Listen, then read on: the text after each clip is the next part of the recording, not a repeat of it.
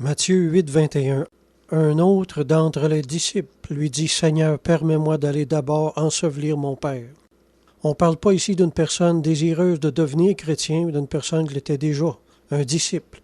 Ce fait est arrivé après que Jésus eut ordonné à ses disciples de passer sur l'autre bord, ce qui est la figure d'un plus grand appel à la consécration. Il a soulevé quelques questions de la part de ceux qui le suivaient. Dieu a établi un temps pour toute chose. Puis toute œuvre doit suivre un plan précis pour être efficace, le plan de Dieu. Tout délai aurait mis l'appel et le ministère futur de ce disciple en danger. Saint Chrysostome a écrit « Quoi de plus facile que d'ensevelir son Père? L'accomplissement de ce devoir ne demandait pas grand temps.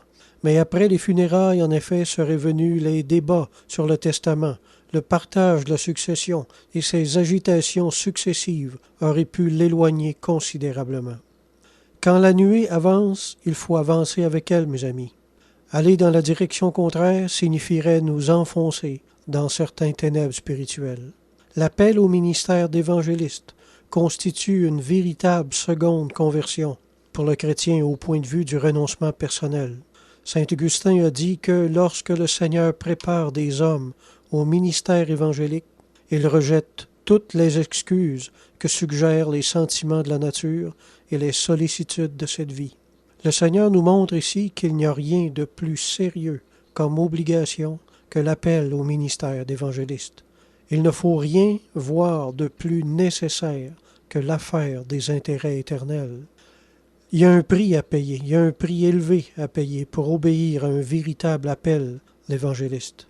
Qu'irrésistibles que soient les attachements qui nous retiennent, le Seigneur appelle l'évangéliste à un détachement radical d'avec le monde s'il veut recevoir ou garder les dons de puissance qui doivent accompagner son ministère.